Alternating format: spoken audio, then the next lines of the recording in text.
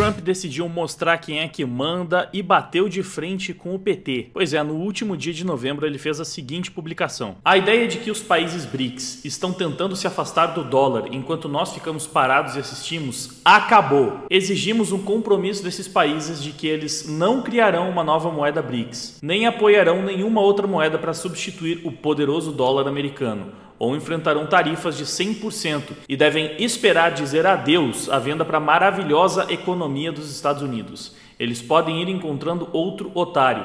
Não há chance de que os BRICS substituam o dólar americano no comércio internacional. E qualquer país que tente deve acenar adeus para a América. Bom, Donald Trump vai liderar a maior potência do mundo mais uma vez e ele sabe muito bem disso. Ele já vem prometendo fazer um governo bem mais combativo e o BRICS basicamente é uma união de países de esquerda aí que ele sabe muito bem que possuem esse interesse em bater de frente com os Estados Unidos, porque são países que detestam o imperialismo americano. E por mais que de certa forma esse protecionismo do Trump possa ser ruim para o Brasil de determinada perspectiva, por outro lado é sim positivo se a gente parar para pensar que, ao contrário do Biden, ele não vai ficar super feliz endossando políticos brasileiros que são contra os Estados Unidos. Então é óbvio que é do interesse dos americanos, é do interesse de Donald Trump que o Brasil volte a ser um aliado, ou seja, que deixe o Lula e o PT para trás para colocar no lugar um candidato que esteja muito mais próximo aos valores americanos. É claro que a esquerda reagiu a isso com memes, fingindo que eles não estão nem aí. Oh meu Deus, estamos tremendo de medo. Foi a principal resposta que eles tentaram dar, né? Essas imagenzinhas de meu Deus, que medo do Trump. O que é bastante engraçado, porque eles juram que Cuba é uma bosta por causa dos embargos americanos. Mas agora ninguém tem medo das tarifas de 100% dos Estados Unidos. Alguns mais sonhadores falaram, vai lá Trump, como se a gente precisasse de vocês. Os americanos é que precisam dos BRICS. Se eles não conseguirem negociar com os países que estão nos BRICS, eles é que vão sair perdendo com essa história. Claro, vai nessa. Em geral eu sou contra a mentalidade protecionista, mas se tem um país que tem cacife para bancar um protecionismo mais pesado, é justamente os Estados Unidos. E é especialmente engraçado que enquanto você observa os adolescentes de Twitter falando que os BRICS não têm medo de você, Donald Trump, a realidade é essa aqui. Criar moeda do BRICS para competir com o dólar foi ideia de Lula, diz chanceler russo. A confirmação foi feita pelo ministro da Rússia, Sergei Lavrov. Donald Trump reagiu ao assunto. Talvez os BRICS não estejam tão unidos assim. Os russos já estão querendo passar a responsabilidade para cima do Lula. Foi o otário cachaceiro lá do Brasil que teve essa ideia de merda, viu? Vai cobrar dele. Pois é, meus queridos, o Trump nem assumiu e já está tendo seu primeiro embate direto com o Janjo. Enquanto isso, aquela narrativa do golpe vai se esvaziando cada vez mais e uma das maiores provas disso foi justamente a audiência da edição do Fantástico, que foi focada em expor a trama golpista do Bolsonaro. Olha só, Globo registra a pior audiência de 2024 no final de semana. A emissora teve baixa histórica no sábado e vê Fantástico ser superado por Corinthians versus Vasco. Ou seja, não é nem que as pessoas naquele dia específico estavam assistindo menos a televisão. Não, tinha bastante gente assistindo Corinthians e Vasco. Quando o jogo terminou, todo mundo desligou a TV para não assistir a edição do Fantástico, que justamente seria focada aí nessa questão do golpe bolsonarista. Fantástico teve um dos piores desempenhos da sua história, quando a gente só leva em consideração as edições exibidas em dias normais, ou seja, desconsiderando programas que foram ao ar durante Carnaval, em que o Fantástico é exibido mais cedo, Natal e Ano Novo também. Foram 13,7 pontos, audiência que ficou 3 pontos atrás do jogo Corinthians e Vasco transmitido à tarde. A emissora até estava tentando entregar sua contrapartida por todos os benefícios que tem recebido ao longo do governo Lula, né? Mas não conseguiu. E caso você ainda esteja se perguntando por que a Globo virou uma assessoria de imprensa do PT, bom, ela não apenas recebeu, nesses 2 anos de governo Lula, mais do que ela recebeu na totalidade dos 4 anos de governo Bolsonaro, como ainda teve 173 milhões de desoneração, sendo de longe a empresa que lidera na mídia. Os empreendimentos de mídia, jornalismo e editoração deixaram de pagar pelo menos 484,8 milhões de reais ao INSS. Basicamente dinheiro público destinado a pagar as aposentadorias, né? É o sistema de previdência social dos trabalhadores da iniciativa privada. O restante da sociedade e todos os pagadores de impostos bancaram essa isenção fiscal, que vai terminar gradualmente até 2027. Pois é, Eles adoram falar que estão super preocupados com os trabalhadores, ficam sinalizando virtude sempre que podem, mas a realidade é que mesmo faturando milhões todos os anos, esses grupos empurram a conta da aposentadoria do país para você. Pois é, porque se a Globo não tá pagando, alguém tem que pagar no lugar dela. Eles falam tanto de taxar os super ricos, inclusive hoje mesmo tem matéria sobre isso, mas será que esses 484 milhões em impostos que os veículos de mídia não pagaram não fariam muita diferença no bolso do trabalhador brasileiro, que está tendo que pagar mais impostos para cobrir esse rombo? E aqui você vê que a Globo lidera com folga, olha. Ficou em primeiro lugar com 173 milhões de isenção e em segundo lugar ficou a Record com 39 milhões, muito, mas muito menos que a Globo. E praticamente empatado em terceiro tem o grupo UOL e Folha. Aí depois vai pro SBT, também já cai bastante. E o pior é que se você vai descendo, ainda tem outros afiliados da TV Globo, como o Grupo RBS, que é aqui do Rio Grande do Sul, Televisão Bahia S.A., também é afiliado da Globo. Ou seja, no fim das contas, você vai juntando tudo, foi até mais. E você quer uma outra prova de que a narrativa do golpe não vingou tanto quanto gostariam?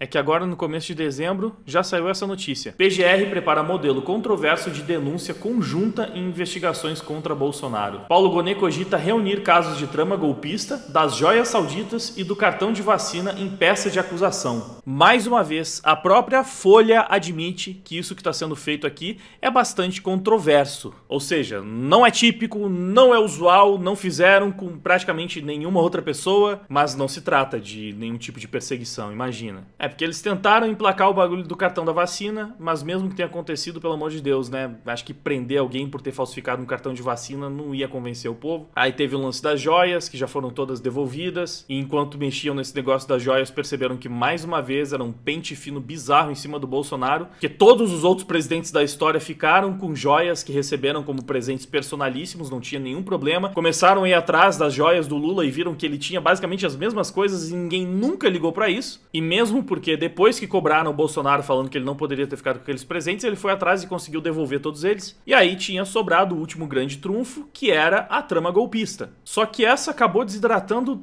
mais rápido do que as outras. Então, o que fazer agora? Bom, junta tudo num bolo só, faz uma mega acusação e aí, quem sabe assim a gente consegue justificar essa prisão. Mesmo porque dentro do negócio da trama golpista, eles não conseguiram conectar diretamente o Bolsonaro, né? Na verdade, o que saiu sobre o Bolsonaro foi que ele teria atrapalhado o golpe, porque os militares estavam pedindo para ele nomear um cara lá que facilitaria o golpe, o Bolsonaro se recusou. Nos áudios vazados, os caras criticavam o Bolsonaro por não tomar nenhuma atitude, falavam 4 linhas é o caramba, porque o Bolsonaro fica nessa passividade porque ele não faz nada. Então não colou, não deu certo, mas eles precisam de alguma coisa para prender o cara sem acabar causando uma revolta popular generalizada, que na melhor das hipóteses acabaria transformando o Bolsonaro em um mártir, um preso político, e na pior, muitas greves e posicionamentos contundentes da população, até porque basta olhar para os resultados da última eleição para perceber que o capital político do Bolsonaro não desidratou ao longo desses últimos anos. Na verdade, parece que até cresceu.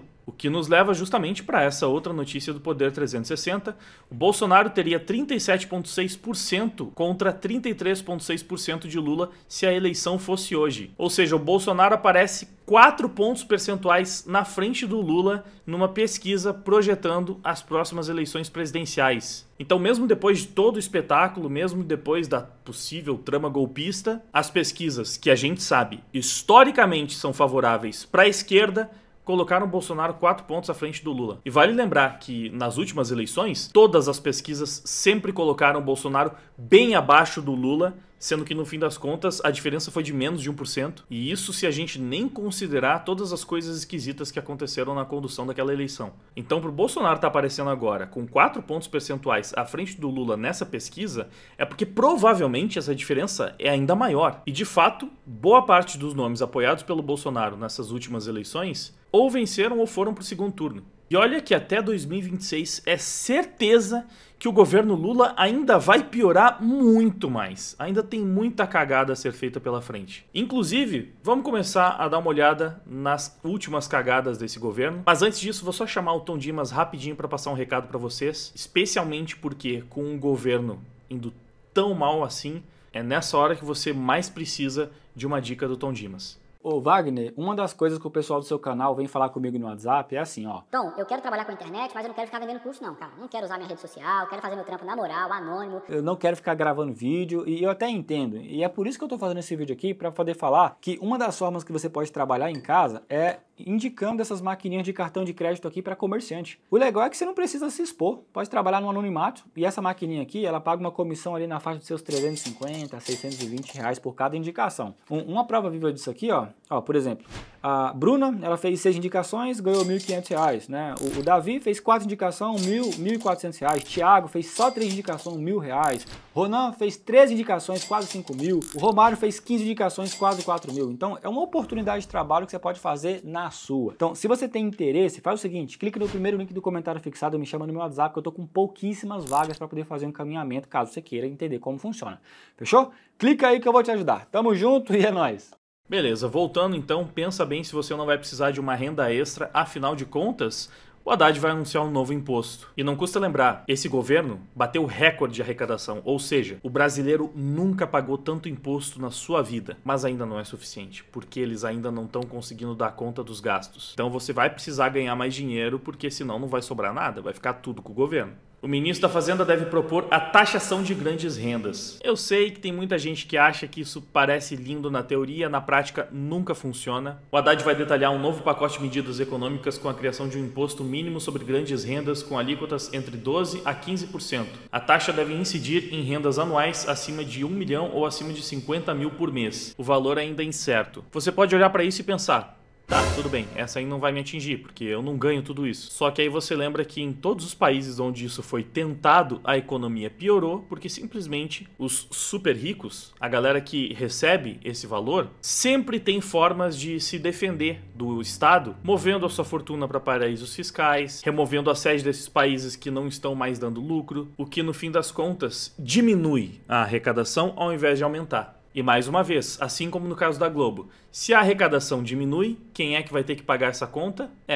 Os trabalhadores que não têm condições de fugir do fisco, de fugir do Estado. A Magazine Luiza, se quiser jogar a sua riqueza para paraísos fiscais, vai conseguir, mas e você? Você consegue fazer isso? Pois é, você não consegue. E como eu já disse, alguém vai ter que resolver esse problema aqui, ó. O Brasil registra o maior rombo nas contas externas em 5 anos. O déficit de 5,88 bilhões de dólares corresponde ao mês de outubro. E além de mais um rombo bizarro, o mercado ainda desaprova medidas de Haddad para estabilizar a dívida pública. O ministro da Fazenda do governo Lula anunciou na noite dessa quarta-feira um pacote de ações para o controle de gastos. E por que o mercado desaprovou? Porque apesar do governo estimar uma economia de 70 bilhões de reais nos próximos 2 anos, o mercado entende que essas ações, apesar de corretas, não terão impacto significativo sobre a relação entre dívida pública e produto interno bruto, que deve diminuir. O economista-chefe da Austin Rating, Alex Agostini, informou que serão necessários esforços adicionais. A meta não é só ser cumprida, é essencial reduzir a relação dívida-PIB.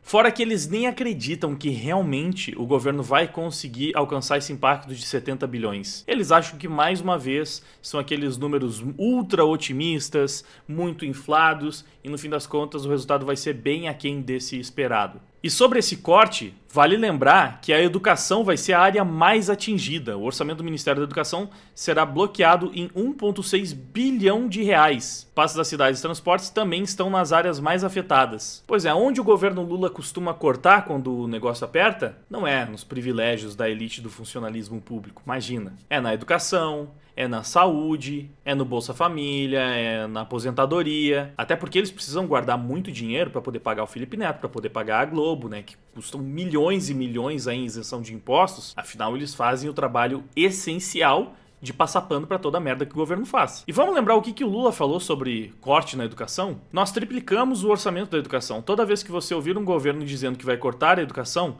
ele não merece respeito, disse o Lula em 2017. Então tá aí. Segundo o próprio Lula, o governo dele não merece ser respeitado.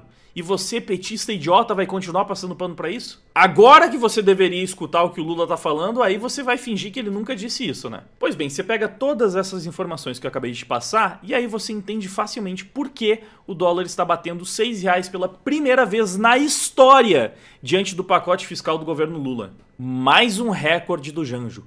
Primeira vez na história que o dólar bateu R$6. Os investidores reagiram mal ao pacote do governo Lula. A agência Reuters, o analista Flávio Conde, da Levante Investimentos, disse que as medidas anunciadas por Fernando Haddad e explicadas na manhã desta quinta-feira pela equipe econômica do governo foram desanimadoras porque não incluíram nenhum corte efetivo de despesas. Ele mostrou que os gastos com Bolsa Família e Auxílio Brasil, por exemplo, foram crescendo demais de 2021 para cá e que o corte que eles propuseram para 2025 foi de 2 bilhões, que não muda basicamente nada. Continua muito acima dos valores investidos nesses programas em 2021 e 2022. E eu nem preciso ficar lembrando para vocês que a gente já não está mais passando por uma pandemia global, né? Mas olha só, o governo brasileiro está tentando buscar outras estratégias para conter um pouco todo esse prejuízo que o desastroso governo Lula vem causando aos cofres públicos. Uma ação recente foi essa aqui. China investe bilhões e compra mina de urânio na Amazônia. Só que tem uma coisa estranha nessa compra. Olha só, segundo a jornalista Karina Michelin, a maior reserva de urânio do Brasil agora é 100% da China. A China Non-Ferrous Trade, uma subsidiária da China Non-Ferrous Metal Mining Group, comprou a maior reserva de urânio no Brasil, no Amazonas, localizada na Mina do Pitinga, região da hidrelétrica de Balbina, em Presidente Figueiredo. A venda da reserva de urânio à China foi feita na madrugada dessa terça-feira, foi dia 26 de novembro, ao governo do Amazonas pela empresa mineradora Taboca. As duas companhias pertencem ao governo da República Popular da China e o anúncio já saiu até nas bolsas de valores de Pequim e de Lima, Peru. A reserva, que agora passa a ser propriedade chinesa, leva a BR-174 e faz fronteira com a Venezuela e Guiana pelo estado de Roraima. Portanto, um negócio da China para os peruanos. O urânio é um metal usado na indústria da guerra, na fabricação de bombas atômicas e de hidrogênio. Enriquecido, serve também como combustível em usinas nucleares para gerar energia. No Brasil, 99% do urânio é usado para esse fim. Lula está entregando toda a nossa biodiversidade, territórios, fauna, flora, minérios e a nossa soberania aos chineses. Isso é gravíssimo. E aí, cadê aquele papo de soberania nacional agora? Então o problema é você abrir as pernas pro imperialismo americano. Agora, abrir as pernas pro imperialismo chinês é tranquilo, é de boa, aí não tem problema? E aí você entende mais uma vez porque o Trump vai ficar batendo de frente com esse governo. Pra que será que a China tá pensando em usar todo esse urânio, hein? Enfim, pergunta retórica. Tem cada vez mais pessoas especulando que o Lula não vai para um próximo mandato, que agora ele já começou com umas estratégias kamikaze, que ele não tá nem aí se ele vai quebrar de vez o país. E nessa direção a gente tem essa matéria do Poder 360. Aliados veem Lula lançando Haddad para 2026 com um pronunciamento da TV. O ministro da Fazenda apareceu pela primeira vez em rede nacional para anunciar o que chamou de pacote de contenção de despesas e ampliação de isenção do imposto de renda. O problema é que se com o Lula o negócio está ruim, com o Haddad, que foi o pior prefeito de São Paulo, o pior ministro da Educação e agora está sendo o pior ministro da Economia, as coisas tendem a ser ainda piores. E esse é mais um dos motivos pelos quais a esquerda brasileira está derretendo, porque o Lula não tem um claro sucessor. Ele é um bosta, ele é terrível, ele é um dos piores, se não o pior que a gente tem.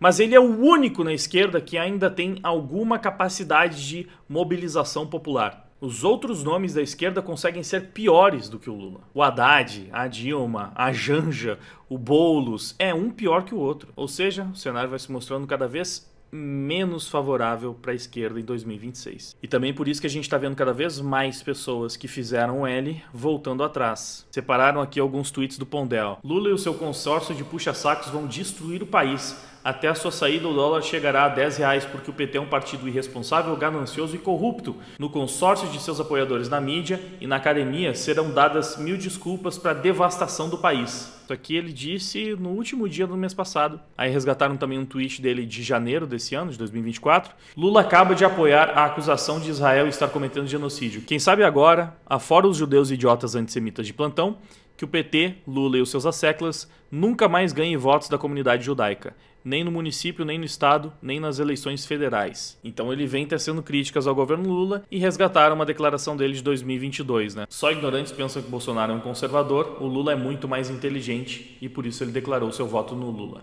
A Yara, que compartilhou essa publicação, falou: Pondé passou o ano descobrindo que não é tão inteligente quanto seu candidato preferido. Vai de janeiro a janeiro nessa por 4 anos? Tem muita provocação nessa hora, mas eu separei isso aqui porque, na verdade, eu acho que a gente não tem que ser hostil com as pessoas que fizeram L e estão mudando de lado. Eu sei, dá vontade de falar: toma aí, trouxa, eu te avisei. Mas não é muito melhor você ser mais receptivo e acolhedor com uma pessoa que, pelo menos, ainda que tarde demais, tenha percebido o erro e esteja disposto a mudar de lado? Não é melhor que o Pondé, de fato, em 2026, esteja falando que qualquer um menos o PT no poder é melhor para o país? Então, assim, o que o Pondé falou em 2022 é realmente de uma burrice tremenda. Mas que bom que ele não decidiu morrer abraçado com aquela opinião e agora ele está falando a verdade. Agora ele está constatando o que de fato está acontecendo na realidade, que o governo Lula é um desastre completo e vai destruir o país. Pois bem, do outro lado, o Bolsonaro já disse que corre risco de ser preso e ele não descartou se exilar numa embaixada. Ele atribui esse risco de ser preso às arbitrariedades do STF e continuou dizendo: agora eu não posso dormir preocupado de que a PF vai estar na minha casa amanhã cedo. Eu já tive 3 operações de busca e apreensão, tá? Absurdas, absurdas. Corro risco. Sem dever nada, corro risco. Vai fazer as arbitrariedades, vamos ver as consequências, tá ok? Por outro lado, apesar de saber do risco de ser preso, Bolsonaro não descarta se exilar em alguma embaixada, como líderes perseguidos de outros países costumam fazer. Ele próprio se diz vítima de uma perseguição. A embaixada, pelo que eu vejo na história do mundo, né? Quem se vê perseguido pode ir pra lá. Se eu devesse alguma coisa, estaria nos Estados Unidos, não teria voltado, tá ok? Então é isso, ele reconhece o risco de ser condenado e aparentemente já tem um plano aí para não acabar indo parar atrás das grades. Imagino que depois disso ele iria recorrer aos países lá de fora para falar que está sofrendo uma perseguição política, mais ou menos como fez o candidato que estava fazendo oposição ao Maduro, né, nessas últimas eleições. Inclusive, as semelhanças entre Brasil e Venezuela estão cada vez mais assustadoras, né? Enfim, o Bolsonaro também justificou a narrativa da trama golpista, falando que ele discutiu o estado de sítio porque ele não conseguiu acionar o TSE por possíveis inconsistências. Então, ele reconheceu que chegou a discutir com os seus assessores medidas constitucionais como o estado de sítio, entre outras medidas para apontar possíveis inconsistências no processo eleitoral. Segundo Bolsonaro, não haveria nenhum problema em discutir esses artigos, já que ele não teria conseguido esclarecer as dúvidas que ele tinha com o TSE. O nosso foro para discutir esses assuntos era o TSE. O Valdemar da Costa Neto deu uma procuração ao nosso advogado e ele peticionou o TSE apontando possíveis inconsistências. Em poucas horas, o pedido foi indeferido com uma multa de 22 milhões de reais. Se nós voltássemos a recorrer, a multa podia passar dos 200 milhões de reais, ou até caçar o registro do PL. Então, como o TSE não era um caminho viável, eles começaram a discutir alternativas dentro da Constituição, né? Dentro das 4 linhas. Onde nós podemos nos socorrer? Esqueça a legislação eleitoral. Tem alguma maneira de, na Constituição, voltar a discutir o processo eleitoral? Tem ou não tem? Teria, supostamente, nesses artigos aí que falam de sítio e de defesa, tá ok? Isso foi conversado com várias pessoas e não foi uma discussão muito acalorada. Porque rapidamente, olha, esquece, o certo é peticionar o TSE, mas a arbitrariedade se fazia presente na pessoa do presidente do TSE, né, o ministro Alexandre de Moraes. Mas o Bolsonaro ainda classificou a possibilidade de se dar um golpe de Estado como uma tremenda ignorância, petulância. Quem quer dar um golpe não estaria sofrendo bem das faculdades mentais. O que é um golpe de Estado? O golpe de Estado não é o que o presidente quer. Ele tem que se articular com as Forças Armadas, com políticos, com a classe empresarial, que nem fizeram lá em 1964, tá ok? Tem que ter recurso, tem que ter tropa na rua. E sobre o plano de executar o Lula, o Alckmin e o Xandão, ele falou que não tem a menor ideia do que seja. Ele perguntou se alguém começou a colocar esse plano em prática, que até onde ele sabe não aconteceu.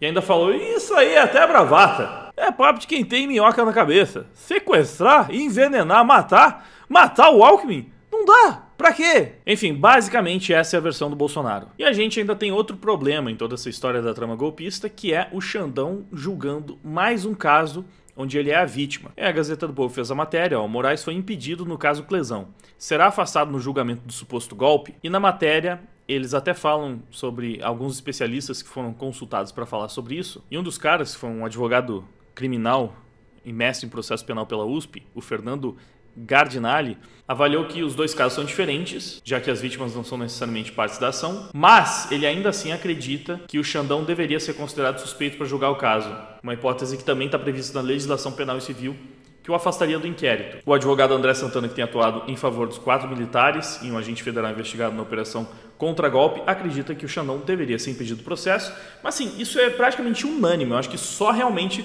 os ministros que atualmente estão no STF ficam com esse papinho de que o Xandão não deveria ser impedido, né? Especialmente o Gilmar e o Barroso, que são talvez os 2 piores logo abaixo do cabeça de ovo. Aqui, ó, o Barroso julgou improcedente um pedido de impedimento do ministro Alexandre de Moraes. E o Gilmar também falou que seria um absurdo afastar o Xandão, eu já trouxe isso em outra edição do TC News. Mas é curioso, como eles são praticamente os únicos no mundo, assim. Qualquer juiz, qualquer advogado, qualquer pessoa que entenda minimamente de direito, em qualquer democracia ao redor do mundo, vai falar que é um absurdo um juiz julgar um caso onde ele é a vítima. O Marco Aurélio, que é o ministro aposentado do STF, falou que o Xandão não deveria julgar o inquérito do golpe. Ele ainda expressou perplexidade sobre essas tendências da corte. Então, mesmo os ex-ministros do STF acham um absurdo. Ou seja, são realmente só alguns que estão lá nesse momento, que passam pano para esse absurdo completo que, não tenha dúvida, o chicote sempre muda de mão. Esses processos vão ser todos anulados, porque é um completo absurdo. Especialmente num país onde processos seríssimos já foram anulados por causa de um erro de CEP, vocês acham mesmo que no momento que esses caras perderem o poder deles, erros tão claros e tão flagrantes quanto você colocar um juiz para julgar um caso onde ele é a vítima, não vai resultar em nulidade processual? Isso é objetivo, isso não tem nem o que se argumentar. Até o PSO fez críticas ao Xandão por criar crimes de opinião, e o partido de extrema esquerda ainda refutou a tentativa de golpe.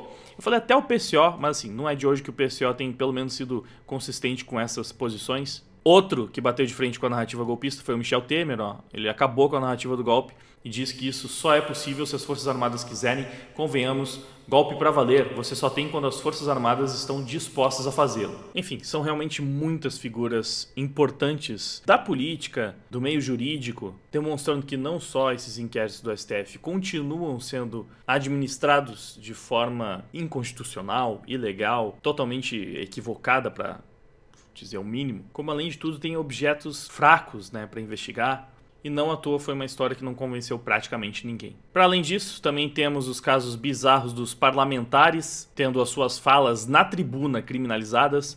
Van Hatten é indiciado pela PF após criticar delegado em plenário e tá só piorando cada vez mais. A PF indicia mais um deputado por discurso na Câmara. A Polícia Federal indiciou deputados de oposição por discursos na tribuna contra um delegado da corporação. Dessa vez foi o deputado Cabo Gilberto Silva do PL. Ele falou, fui indiciado pela Polícia Federal do presidente Lula. Eu roubei, eu matei, eu trafiquei drogas, pratiquei corrupção? Não, eu apenas cumpri com o meu dever. Eu fiz denúncias no Tribunal da Câmara dos Deputados sobre a conduta do delegado Fábio, que está à frente de vários inquéritos ilegais contra inocentes brasileiros. O negócio tá ficando tão ridículo que o Arthur Lira precisou orientar os deputados a não deporem na PF por discursos na tribuna. Olha a que nível nós chegamos. A instrução ocorre depois que Marcel Van Hatten e Cabo Gilberto Silva terem sido indiciados por supostos crimes contra a honra. A gente chegou no ponto do presidente da Câmara dos Deputados precisar orientar os outros deputados a não obstruírem ainda mais a nossa já totalmente saturada justiça, movendo processos em razão de discursos realizados na tribuna por parlamentares que justamente possuem a imunidade parlamentar, que permite que eles falem o que eles quiserem na tribuna. E por causa desses absurdos, muitas pessoas relembraram esse caso aqui, ó. A PF já foi alvo de acusações de Gleisi Hoffmann e não abriu inquérito, porque não deveria abrir mesmo. Críticas à Polícia Federal foram feitas pela presidente do PT na tribuna do Senado e não ensejaram a abertura de inquérito pela PF em 2017. E depois ainda tem ONGzinha de esquerda que julga a liberdade de expressão nos países ao redor do mundo, falando que o Brasil evoluiu na liberdade de expressão. Por quê? Porque tirou o Bolsonaro. Só. Cara, isso é completamente bizarro. Nem na época dos militares a nossa liberdade de expressão foi tão atacada quanto ela é agora. Tem parlamentares sendo investigados pela PF por coisas que em 2017, pouco tempo atrás, a presidente do PT estava fazendo. Ou seja, a gente objetivamente perdeu liberdade de 2017 para cá. Aí vem o Barroso e dá uma declaração como essa, ó, Brasil não tem dinheiro para atender a judicialização, diz Barroso. O presidente do STF do CNJ afirma em Fórum da Saúde que as 83 milhões de ações em curso do país são um recorde mundial. Por que será? A gente está vivendo uma juristocracia. Tudo hoje em dia é motivo para acionar a justiça. Até discurso de deputado na tribuna. Isso para não falar que 98% dos processos trabalhistas de todo o planeta estão no Brasil. A nossa justiça... Cara, assim, os problemas são tão graves, são tão profundos, que chega a ser realmente difícil saber como que você resolve isso aqui. Porque tá tudo errado. Tá tudo errado. Tem simplesmente que mudar tudo. Como que você muda tudo? Inclusive, por princípio, conservadores não querem mudar tudo, né? Eles querem preservar o que funciona e fazer mudanças graduais. Mas como é que você faz quando simplesmente tudo tá errado? Não tem mais nada funcionando. 98, cara! Quase a totalidade dos processos trabalhistas do mundo inteiro estão no Brasil. Qual é a explicação para um fenômeno desses? Cara, se eu chegasse aqui para vocês falando que 60% dos processos trabalhistas do mundo estão no Brasil, já seria um absurdo. Já seria inexplicável. Mas 98%! O problema, assim, ele é totalmente flagrante. Não tem como alguém olhar pra isso e não falar: a gente tá fazendo alguma coisa terrivelmente errado aqui. Porque isso é totalmente inexplicável. E é engraçado porque, mais uma vez, o Barroso falou sobre isso aqui, ó. Ele, do STF, abriu os trabalhos comentando que o Brasil sozinho é responsável por 98% dos processos trabalhistas em todo o planeta Terra. Detalhe, nosso país tem 3% da população mundial. 3% da população mundial é responsável por 98% dos processos trabalhistas. A nossa CLT tá funcionando bem pra caramba, né? Aí a gente lembra que esse mesmo Barroso falou que a gente não tem que mexer no STF porque não se mexe em instituição pública que tá funcionando, que tá dando certo. Como é que tá dando certo, cara? A justiça do Brasil é um grande erro. E o próprio Barroso sabe disso, percebe disso, ele está evidenciando isso aqui. Não tem como você achar que a CLT do Brasil presta, que ela é normal, quando você está num país que, mesmo tendo 3% da população mundial, é responsável por 98% dos processos trabalhistas. Eu sei que eu tô me repetindo, mas é que, cara, é um número que você não pode olhar pra isso e simplesmente, 98%, não dá. Você enlouquece vendo uma coisa dessas. E é o único problema da nossa justiça? Não, olha, crime organizado não sobreviveria sem um braço do Estado, segundo uma desembargadora, a Ivana David, que atuou como juíza corregedora nos presídios paulistas e testemunhou o surgimento e ascensão da facção criminosa PCC. E você percebe que o Brasil realmente, assim, é difícil de resolver os problemas quando você tem uma declaração seríssima como essa, da desembargadora Ivana David, e nos comentários tá todo mundo falando que ela parece a Gretchen. Uma desembargadora falando que o crime organizado precisa do Estado pra existir, pra sobreviver, mas não é tão pertinente falar sobre isso. Vamos falar que, meu Deus, ela é igualzinha a Gretchen, cara. Ai, Brasil, às vezes você me faz perder as esperanças, viu? Tem mais, matéria do Estadão aqui. 6 tribunais, 16 desembargadores e 7 juízes afastados. O esquema de venda de sentenças no país. Como eu falei, os problemas do judiciário brasileiro, da justiça no Brasil, são muito mais profundos do que o STF, do que a justiça trabalhista. Tá tudo errado. Quando eu falo que tá tudo errado, não é simplesmente uma hipérbole. Tá tudo errado mesmo. É muita coisa para corrigir. Não dá para saber por onde começar. Entenda como o Poder Judiciário entrou na mira dos órgãos de investigação a partir do início do segundo semestre e quais são os possíveis desdobramentos das denúncias e suspeitas de corrupção que atingem cortes estaduais e apontam para ramificação até no STJ. Magistrados negam ilícitos. Ah, quem diria, né? A nossa justiça é tão grotesca que se tornou comum ela virar notícia internacional. New York Times, que, lembrando, há pouco tempo já tinha feito essa matéria aqui. O Supremo está salvando uma ameação da democracia. A mais alta corte brasileira expandiu seu poder para proteger a democracia, mas há aqueles que se perguntam se o tribunal agora representa a ameaça. Esse é um texto bastante crítico ao STF, tudo que a gente está falando, que eles já estão passando por cima da Constituição, enfim, assuntos que você que acompanha aqui o TC News está careca de saber. Mas agora tem essa matéria aqui, ó, uma das maiores investigações anticorrupção da América Latina desmorona. A Operação Lava Jato, que começou no Brasil, revelou um esquema de suborno que abrangeu pelo menos 12 países. O Supremo Tribunal Federal do Brasil anulou grande parte dos seus efeitos. Pois é, a anulação de todos os processos da Lava Jato está repercutindo até no New York Times. Poder 360 também cobriu isso, falando que o New York Times criticou o STF por desmonte da Lava Jato. Reportagem do jornal norte-americano afirma que o Supremo está rejeitando evidências e anulando condenações importantes. Enquanto isso, o ministro Nunes Marques fez mais uma, né? Ele até que tem acertado vez ou outra, e eu costumo trazer aqui no TC News. Dessa vez, ele falou que o debate sobre o voto auditável cabe ao Congresso e a Justiça não deve opinar. Porque várias vezes já encaminharam um projeto sobre o voto auditável e eles foram congelados, né? A Justiça interrompeu o debate e impediu que qualquer coisa fosse feita. Desde que o Lula foi eleito da primeira vez, lá em 2002, a esquerda vem trabalhando para impedir o voto auditável no Brasil. Mas a gente tem que confiar cegamente nas nossas urnas. É totalmente normal que um lado do espectro político seja contra mais transparência nas nossas eleições e transforme isso em uma das suas principais pautas. Totalmente normal. Nada suspeito. E é bom o Nunes Marques ter falado sobre isso porque essa conversa precisa voltar aos holofotes, né? Lembrando que o Trump só foi eleito agora em 2024 porque os republicanos fizeram um trabalho pesado de fiscalização nas últimas eleições, que sem dúvida dificultou muito o trabalho dos democratas para repetir o que eles tinham feito com o Biden em 2020. Aqui a gente vai simplesmente ficar contando com a confiabilidade das urnas defendidas pelas pessoas menos confiáveis do nosso país. A gente vai contar com uma diferença de votos tão massiva que nem mesmo uma eventual fraude, que não pode acontecer porque as nossas urnas são infalíveis, mas que se acontecessem talvez não fossem suficientes para retirar aí a diferença de votos. Acho que seria melhor seguir o exemplo dos republicanos, né? É melhor prevenir do que remediar, mesmo porque não tem como remediar, a gente já viu.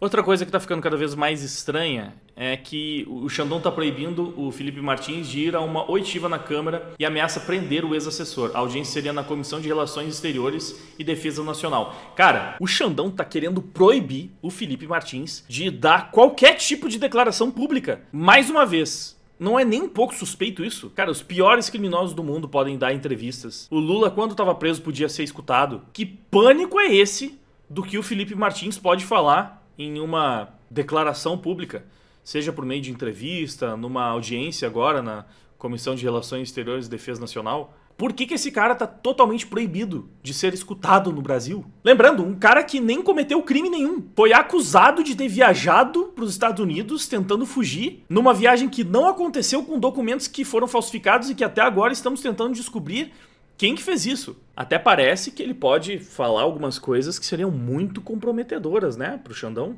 Há quem diga que esse negócio de manter um cara preso sem ter nada contra ele para tentar retirar aí uma delação premiada seria o pau de arara do século XXI. Mas parece que não é mais assim que funciona, né? Sei lá, muito esquisita essa história. Assim como a do Daniel Silveira, né? E olha só, nos Estados Unidos o advogado Silveira denuncia abusos na OEA e a parlamentares americanos. Paulo Faria lembrou do aniversário do ex-deputado, que completa 42 anos hoje, e criticou a perseguição e a tortura praticada pelo STF. Esse advogado já falou algumas vezes que o Daniel Silveira está sendo torturado mesmo, porque o Xandão fica enrolando para não deixar a pena do cara progredir. E como no Brasil, né, na justiça brasileira, como a gente já viu, nada funciona, ele está tentando apelar para a justiça internacional. O que nos leva efetivamente para as pautas internacionais do nosso CC News de hoje. Começando por essa matéria que fala que o Trump prepara uma ordem executiva para expulsar soldados transexuais e fortalecer o seu exército. Mais uma movimentação do Trump contra a agenda woke. Além disso, o Trump e o Zuckerberg se encontraram e jantaram juntos em Mar-a-Lago. O Zuckerberg, que vem se afastando da esquerda política nos últimos meses. Segundo ele está começando a ter uma visão política mais libertária. E olha que curioso, foi o Zuckerberg que convidou o Trump para esse jantar. Lembrando que o próprio Zuckerberg, na época da eleição, elogiou o Trump, disse que ligou para ele, ou mandou uma mensagem para ele para parabenizar o Trump, porque achou incrível o que ele fez, né? Logo depois de tomar um tiro, ele se levantou numa pose heróica. As más línguas dizem que o Zuckerberg está tentando se aproximar do Trump, porque primeiro, ele já havia previsto que o Trump seria eleito, e segundo, ele está tentando blindar a rede Meta de qualquer ação que o governo Trump poderia mover contra eles. De um jeito ou de outro, é bom pra gente, que o grupo Meta controla o Facebook e o Instagram, e até o WhatsApp também. No momento, entre as Big Techs, o Elon Musk, que tem uma influência muito grande no governo do Trump, tá meio isolado, né? É pouco ter apenas o X lutando pela nossa liberdade de expressão. Se a gente tiver o grupo Meta com o Zuckerberg adotando uma postura pelo menos parecida com a do Elon Musk, a direita mundial tem muito a ganhar. Enfim, outra notícia agora do New York Post fala que vários indicados para o gabinete do Trump e outros nomeados foram alvos de ameaças de bomba violentas e anti-americanas. É porque a esquerda é do bem, é da paz, do amor, é da tolerância. Eles só tentaram umas 4 formas diferentes de assassinar o Trump durante a campanha e agora tem ameaças de bomba contra os indicados, os nomeados pelo Trump. Mas ei, os extremistas são os trumpistas. É o pessoal da Make America Great Again. São os conservadores, os reacionários. A esquerda é da paz do amor, sim, confia. Essa matéria é sensacional. Uma colaboradora da MSNBC, aquela empresa de mídia que tem tido números bizarros, que está sendo um fracasso e que está caindo tanto no valor de mercado que o Elon Musk está considerando comprar talvez a empresa de mídia mais esquerdista dos Estados Unidos, uma colaboradora da MSNBC, entrou em pânico com a indicação de Bondi por Trump para a Procuradoria-Geral e falou que ela é perigosa porque é competente. Olha que coisa. O Trump tá colocando uma mulher para ser a PGR do país, só que ele não tá fazendo isso por lacração, por agenda woke, porque, ai meu Deus, precisa ter muita diversidade obrigatoriamente no nosso governo. Não, ele tá fazendo isso porque essa mulher é realmente competente. E pra vocês terem ideia, ela é tão competente que um jornalista de extrema esquerda, da emissora mais esquerdista do país, teve que admitir que ela é perigosa justamente por ser competente. Essa moça, que se chama Pam Bondi, ela vinha fazendo um excelente trabalho na Flórida.